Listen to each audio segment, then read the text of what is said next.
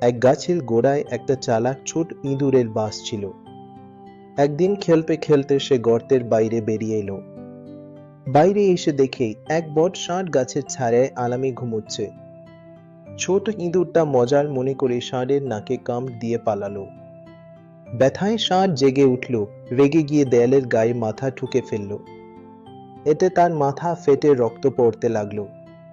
ষাঁড় তখন রাগে ফুঁসছে। সে বলল, আরিহ মূর্খ জীব, আমি তোকে মজা দেখাবো।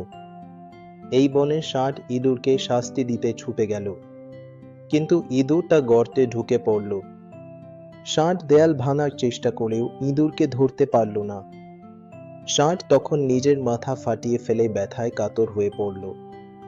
তখন ইঁদুর বাইরে এসে বলল, বিনা কারণে নিজের ক্ষতি করলে কেন? শক্তি দিয়ে সব সময় জয় হয় না। ইঁদুরের কথা শুনে ষাঁড় চুপ করে গেল। ভাবতে লাগলো, বুদ্ধি আসল জয় এনে দেয়।